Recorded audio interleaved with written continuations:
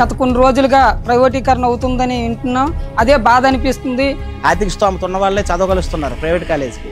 సామాన్య మానవుడు ప్రైవేట్ కాలేజీలు వెళ్ళి చదవలేని పరిస్థితి ఉంది. ఇప్పుడున్న ప్రభుత్వ కాలేజీలని కూడా ప్రైవేట్ పరం చేయడం వల్ల పేదోడి మీద చాలా భారం పడుతుంది. గవర్నమెంట్ మెడికల్ కాలేజ్ చదువుకుంటే దాని ఫెసిలిటీస్ అన్ని వేరేగా ఉంటాయి, ప్రైవేటీకరణ అయితే అది వేరేగా ఉంటుంది. కాబట్టి చదువుకునే అవకాశాలు లేక, సీట్లు రాక, కొనుక్కోలేక, డబ్బులు లేక చాలా ఇబ్బందికర పరిస్థితులు పేదోడి మీద చాలా భారం పడుతుంది. మనం ప్రభుత్వ కళాశాలలు అనేవి చాలా మంది పేదోళ్ళ లైఫ్ని చాలా సేవ్ చేసిందండి, అనేక మంది లైఫ్ని నిలబెట్టింది. సో ఇలాంటి ఆటలు అన్ని ప్రయోజనాలన్నిటినీ చంద్రబాబు నాయుడు లాక్కోవాలని అనుకుంటున్నాడు.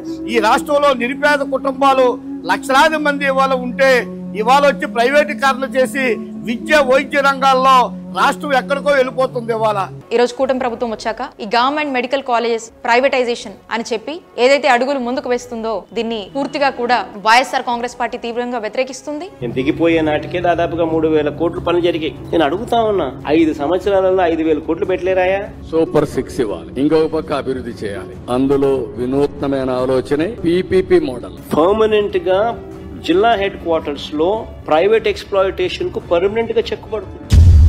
గవర్నమెంట్ కాలేజీలు ఉంటే మనకు మేలు జరుగుతుంది. మన పిల్లలకు చదువుకునే వాళ్ళకు సీట్లు వచ్చాయి. దాంట్లో మెడిసిన్ చదవాలంటే పేద విద్యార్థులు కొన్ని కోట్ల రూపాయలు ఖర్చు పెట్టాలి. మెడిసిన్ చదవాలంటే ఈ ఉచిత మెడికల్ కాలేజీల వల్ల పేద విద్యార్థులకు సీట్లు వచ్చాయని మేము ఆశపడినాము. కానీ ఈ ఆశ ఇప్పుడున్న ఈ కూటమి ప్రభుత్వం మాత్రం తూట్లు పొడుస్తాం. ఈ యొక్క PPP విధానాన్ని రద్దు చేసి ఏ ఆశయం కోసమైతే గత ప్రభుత్వం ఈ యొక్క ఆలోచన తీసుకోయిందో అదే ఆలోచన కొనసాగించవలసిందిగా కోరుతున్నాను.